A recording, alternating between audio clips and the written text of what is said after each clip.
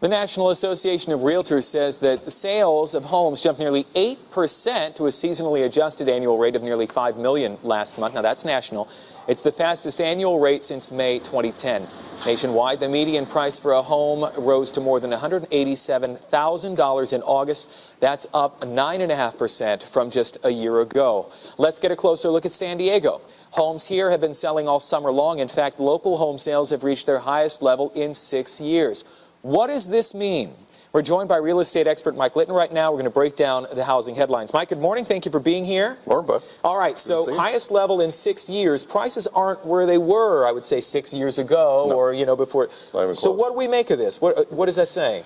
Well, what's happening is demand is up and inventory's down. So what you have is you have buyers that 6 years ago could buy, right, that owned, and they lost their homes and now they're getting back into the market. Right. So you're seeing an influx of people who lost their homes getting back into the market, and you're seeing first-time home buyers get in, and they're getting in with a vengeance. Is this a sugar high right now the market's going through, or is this something that, or are we back? Have we bottomed? Are we on the way back up? We bottomed and we're on our way back. Now, that doesn't mean that we won't dip again. We could dip again. It is possible. Well, then how would we bottomed if we could still go back down? Well, we could dip again, but not all the way down to the bottom, I don't think. I don't think it's possible. I mean, it's hard to tell what the future is going to be. You're saying it's going to be a bumpy ride still? It's going to be it could be a bumpy ride, and it kind of depends upon who wins the election. But notwithstanding that, when you talk about housing, when we're talking about it, it's an emotional thing. It's something that people do because they have confidence. Right. If you look at, for instance, on my blog, MikeLittonRealEstate.com.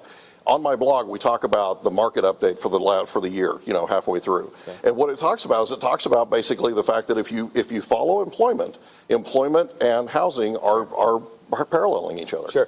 I know that a lot of the homes that are being sold, even I think I read a third, are from cash buyers. Yes. People that are paying entirely cash. Some don't even live here, just other places in the country. Absolutely. Or they're just saying, I'll buy it sight unseen. Yeah. What are we supposed to make of that? Well, that's an increase in demand. And there's also something else happening. There's a decrease in confidence in Wall Street.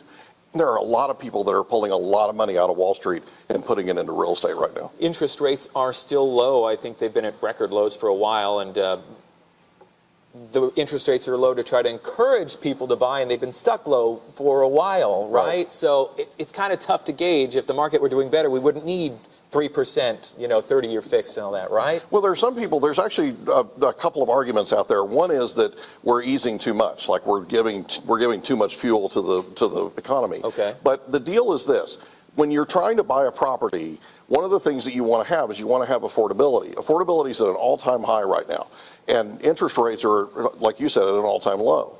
So if people can't buy right now, they need to try and refinance. Mm-hmm. There's a thing called HARP 2.0.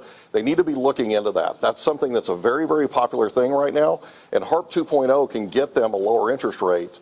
It won't help them with their principal balance, but it'll get them a lower interest rate. I mean, say your payment or your 5% or something. I mean, if you can get down to 3%, that's a lot of savings. Oh, you're absolutely. Save yourself a lot of money, and it totally makes sense to you. Especially if you have a higher balance mortgage. Okay, so let's talk about. I always like to ask you this last. Best advice for people who are buying a home right now is what? Well, it's interesting. We've been talking for a while, you and I, and my advice for that entire time has been for buyers to get in. One of the things that's getting ready to happen is when this quantitative easing stops, when they actually stop doing this and they phase it out, well, the Fed's interest rates are going to go up. They're unwinding Fannie Mae and Freddie Mac right now. Okay. Interest rates are going to go up. Interest rates are going to go up dramatically potentially.